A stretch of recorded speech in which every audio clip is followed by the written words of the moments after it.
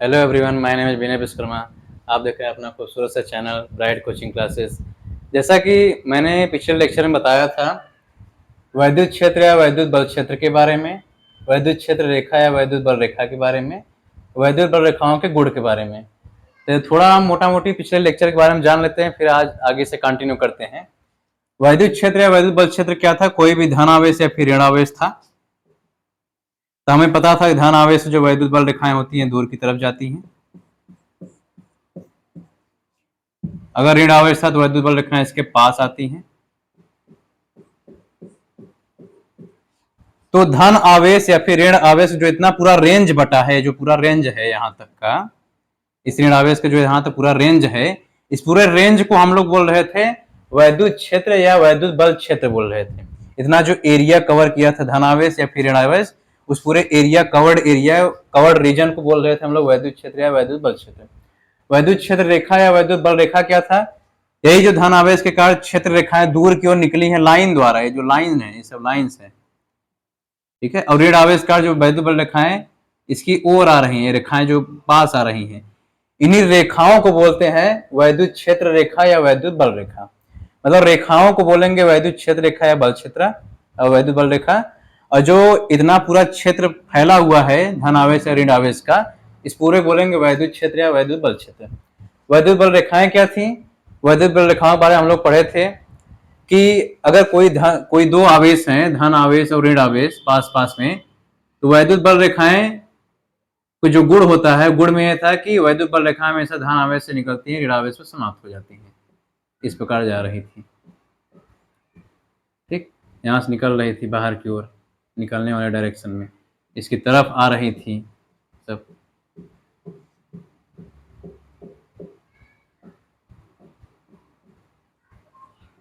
तो वैद्युत बल रेखा पहले गुण यही था कि वैद्युत बल रेखाएं सदैव धन आवेश से निकलती हैं, ऋण आवेश पर समाप्त हो जाती हैं, अंदर नहीं जाती हैं, समाप्त हो जाएंगी, धन से निकलेंगी ऋण पर समाप्त। दूसरा क्या था कि वैद्युत बल रेखा के किसी भी बिंदु पर खींची गई स्पर्श रेखा उस बिंदु पर किसी और आवेश के चलने की दिशा को व्यक्त करती है। तीसरी प्रॉपर्टी क्या थी कि कोई भी दो वैद्युत बल रेखाएं कभी एक दूसरे को प्रतिच्छेदित नहीं करती हैं। अगर करती तो प्रतिच्छेद बिंदु पर दो स्पर्श रेखाएं खींची जाती, जो कि वहां पर स्थित किसी आवेश पर लगने वाले दो बल की दिशाएं होती, जो कि ऐसा नहीं होता, हम लोग जानते हैं, पढ़ चुके हैं इससे पहले, ठीक है। तो हमने इन तीनों बारे में पिछले लेक्चर में पढ़ चुका था, आज आगे कंटिन्यू करते हैं। तो लिखते हैं आगे।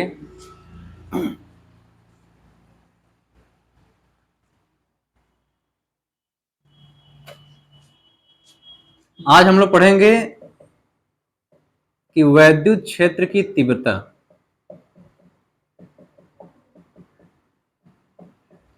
जिसको इंग्लिश में बोलते हैं इंटेंसिटी ऑफ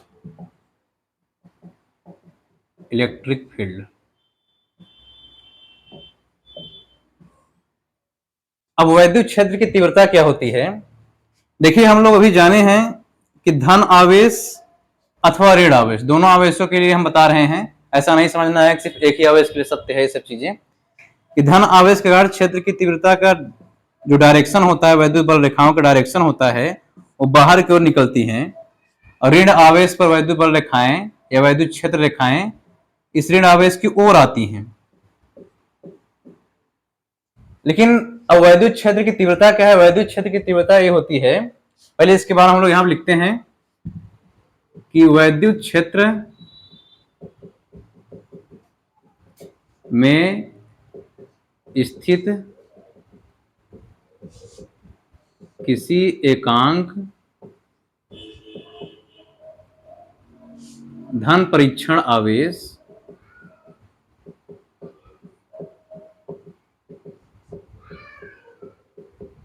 पर लगने वाला बल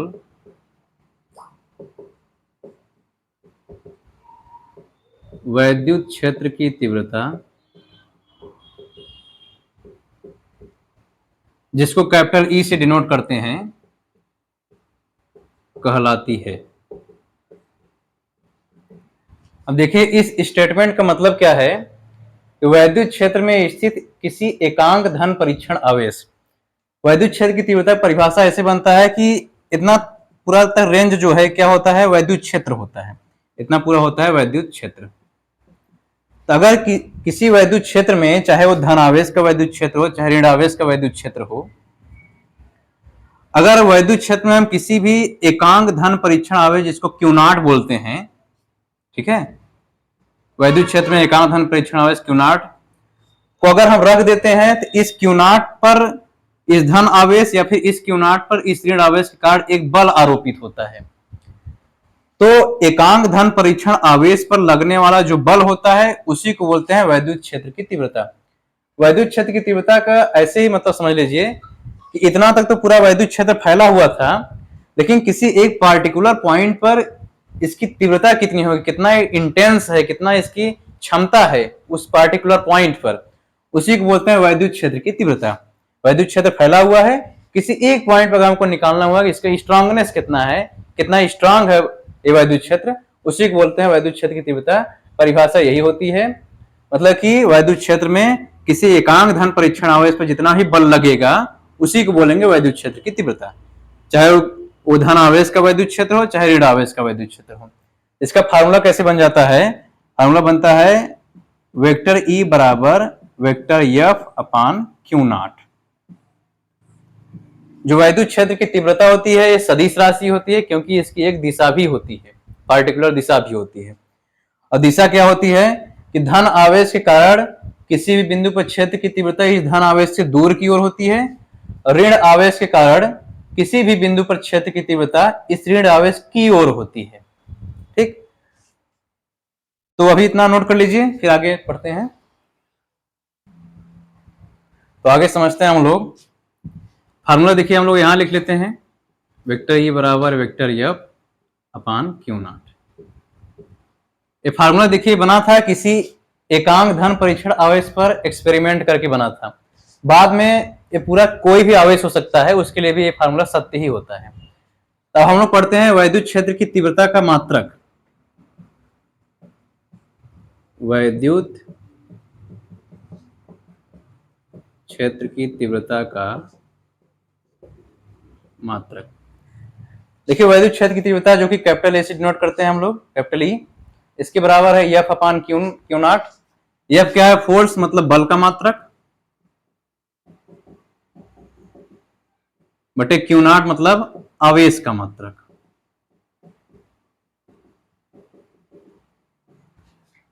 तो वैद्युत क्षेत्र की तीव्रता का मात्रक बन जाता है, वैद्युत क्षेत्र की तीव्रता का मात्रक, बल का मात्रक होता है न्यूटन, जिसको कैपिटल N से डिनोट करते हैं। आवेश का मात्रक होता है कूलाम, कैपिटल C से डिनोट करते हैं, इसको न्यूटन पर कूलाम भी बोल सकते हैं। ठीक, वैद्युत क्षेत्र की तीव्रता का मैंने दिशा बताया कि धन आवेश के कारण किसी भी बिंदु पर वैद्युत क्षेत्र की तीव्रता दूर की ओर होगी, और ऋण आवेश के कारण वैद्युत क्षेत्र की तीव्रता उस ऋण आवेश की ओर होगी। ठीक, अब इसकी बीमा हम लोग निकाल लेते हैं। वैद्युत क्षेत्र की तीव्रता की बीमा, तो देखो बल का मात्रक था, तो बीमा निकालने के लिए क्या लिखेंगे, बल की बीमा।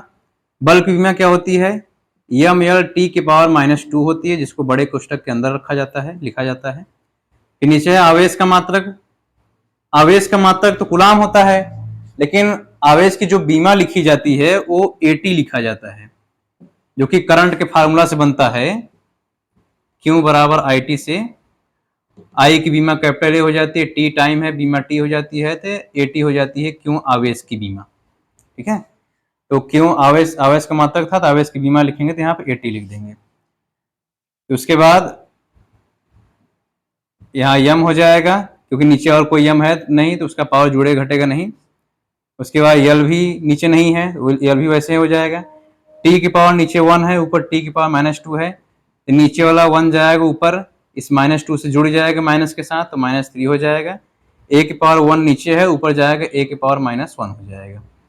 तो वैद्युत क्षेत्र की तीव्रता की बीमा हो जाएगी इतना। वैद्युत क्षेत्र की तीव्रता की दिशा यहाँ लिख देता हूं मैं, वैद्युत क्षेत्र की तीव्रता की दिशा क्या होती है? धन आवेश से दूर की ओर तथा ऋण आवेश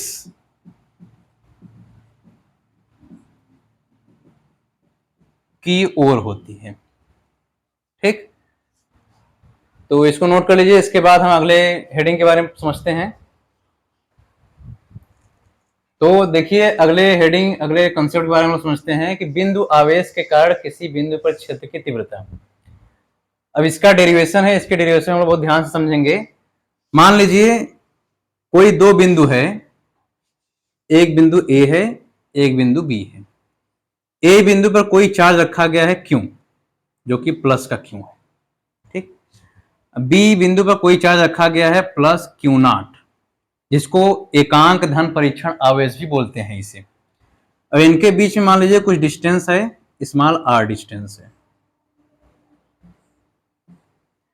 हमको निकालना है इस प्लस Q आवेश, जो कि बिंदु आवेश है, इस प्लस Q आवेश के कारण r डिस्टेंस पर B पॉइंट पर वैद्युत क्षेत्र की तीव्रता हमको निकालनी है। देखिए, हमको निकालनी है वैद्युत क्षेत्र की तीव्रता इस प्लस Q आवेश के कारण B पॉइंट पर, लेकिन हम लोग यहाँ प्लस Q0 एक चार्ज रखे हैं, धन परीक्षण आवेश, सिर्फ डेरिवेशन से सूत्र के निगमन के लिए।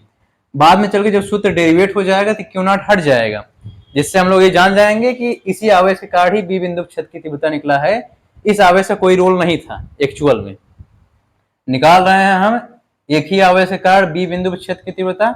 इस प्लस Q0 को हम लोग लिए हैं सिर्फ डेरिवेशन से सूत्र के निगमन के लिए। तो देखिए, हम लोग पता है कि ए भी प्लस Q आवेश है, ए भी प्लस Q0 आवेश है। ठीक, तो इन दोनों आवेशों के बीच में एक बल आरोपित होगा, जो कि कैसा बल होगा? प्रतिकर्षण का बल होगा। ठीक है, क्योंकि ये भी धन आवेश है, ये भी धन आवेश है, r डिस्टेंस रखे गए हैं, तो दो धन आवेशों के बीच में सदैव प्रतिकर्षण का बल लगता है, हमें पता है। और बल कितना लगता है? अगर ये पूरा काम निर्वात में हो रहा है या वायु में होता है तो कैपिटल F बराबर, मतलब इन दोनों के बीच लगने वाला प्रतिकर्षण का बल बराबर होता है 1/4 पाई एप्सिलॉन नॉट, पहला चार्ज Q, दूसरा चार्ज Q0 बटे उनके बीच का डिस्टेंस का स्क्वायर होता है। ठीक, हमको ये चीज पता है। अगर ये पूरा जो सेटअप है किसी कैपिटल K वाले मीडियम में होता रहता, कैपिटल K परावर्तनांक के माध्यम में होता रहता, तो यहाँ पर Fk लग जाता और नीचे एप्सिलॉन नॉट के बगल में कैपिटल K आ जाता। ठीक है, तो हम ऐसा मान रहे हैं कि पूरा सेटअप हो रहा है निर्वात अथवा वायु में। ठीक है, मान रहे हैं हम कैसा, कहाँ हो रहा है? निर्वात अथवा वायु में। तो इन दोनों के बीच में प्रतिकर्षण बल इतना लगने वाला है, जो कि इसी लाइन में धकेलने वाले डायरेक्शन में बल लगता है, कैपिटल F। ठीक है, देखिए हम लोग निकाल रहे हैं इस प्लस Q आवेश का B बिंदु पर। तो हमें पता है कि किसी एक आवेश के कारण किसी दूसरे बिंदु पर क्षेत्र की तीव्रता का सूत्र अभी हम लोग पहले पढ़ चुके हैं। वैद्युत क्षेत्र की तीव्रता कैपिटल E बराबर क्या थी? एक्चुअल में वेक्टर E बराबर कितना था? वेक्टर F/Q0 था। ये पूरा सदिश के साथ होता है। अगर सिर्फ हम परिमाण लिखना चाहें, मान तो कैपिटल E बराबर F/Q0 होता है। ठीक, तो ये जो कैपिटल F की वैल्यू है समीकरण 1 से, इसको हम रख देते हैं समीकरण 2 में। तो कैपिटल E बराबर कितना आ जाता है? 1/4 पाई एप्सिलॉन नॉट Q0 बटे में r² के पूरे के बटे में Q0। ठीक, तो इसको हम लोग ऐसे लिख सकते हैं सरलता के लिए, तो 1/4 पाई एप्सिलॉन नॉट Q0 बटे r²। ये जो बड़ा सा बटा लगा है इसको हम भागे लिख सकते हैं और Q0 लिख सकते हैं। ठीक है, तो यहाँ हम लोग देखते हैं कैपिटल E बराबर 1/4 pi epsilon not Q0 by r²।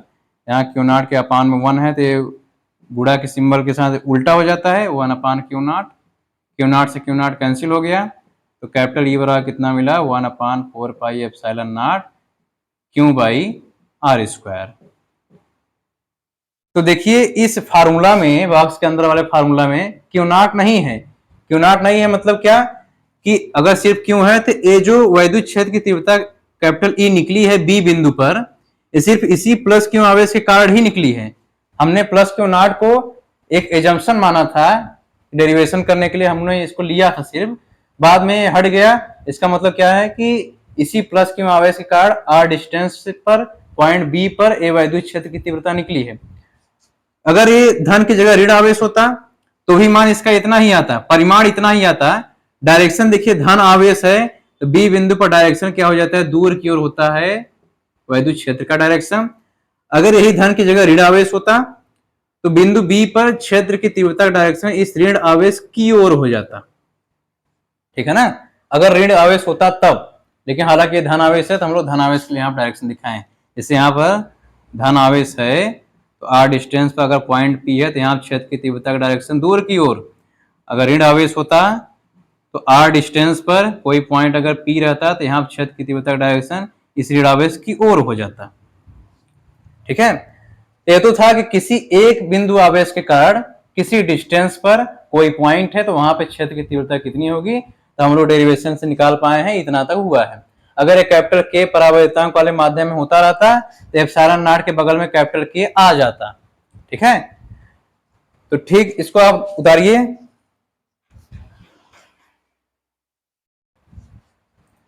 तो देखिए हम लोग पढ़ चुके हैं क्या कि कोई एक पॉइंट चार्ज रहता है, चाहे धन या ऋण, r डिस्टेंस पर कोई पॉइंट P है, तो उसके लिए जो फार्मूला बन कर आया अभी बना यही 1/4 pi epsilon not Q by r square. ये तब के लिए है जब ये पूरा सेटअप निर्वात अथवा वायुम हो रहा है।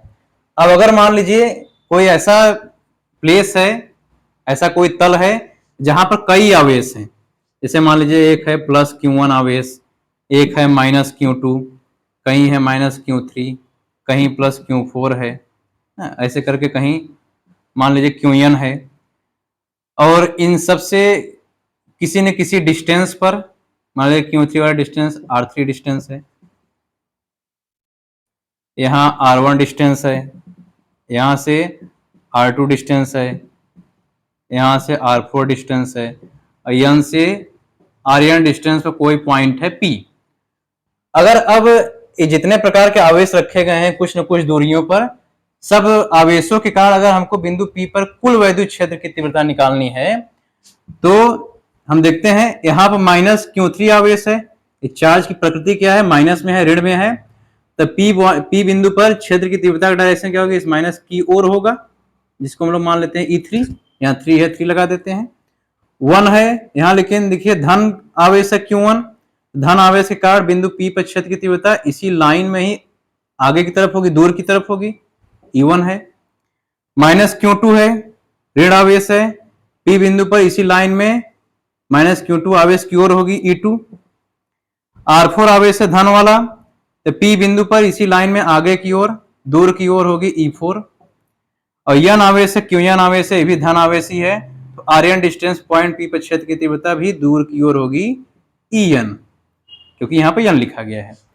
तो हमको अगर टोटल क्षेत्र की तीव्रता निकालनी है बिंदु P पर, तो हम लोग लिखेंगे वेक्टर EP बराबर इस बिंदु पर किस किस आवेश के कारण कौन कौन से क्षेत्र की तीव्रता है, E1 है ना, E2 है, E3 है, E4 है, ऐसे करके मान लीजिए N आवेश है तो वेक्टर En है।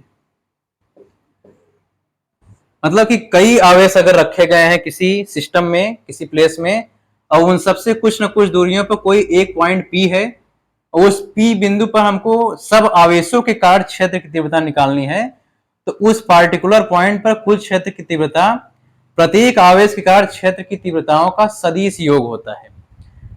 अभी जब हम न्यूमेरिकल पढ़ेंगे इस फार्मूला से रिलेटेड आगे चल के, तो हम बताएंगे कैसे सदिश राशियों को जोड़ा जाता है, उसकी एक लंबी प्रोसेस विधि है, हम उसको एक लेक्चर में बढ़िया समझाएंगे, आप लोग समझिएगा, देखिएगा अच्छे से, ठीक है। तो आज हम लोगों ने पढ़ा कि बिंदु आवेश कार्य क्षेत्र की तीव्रता क्या होती है, किसी सिस्टम में कई आवेश है उसके कार्य क्षेत्र की तीव्रता क्या होती है। तो अब हम आगे पढ़ेंगे अगले कंसेप्ट के बारे में, जो कि आगे आएगा, आप लोग समझ में आएगा आई होप। तो ठीक है, देखते रहिए आप लोग, धन्यवाद।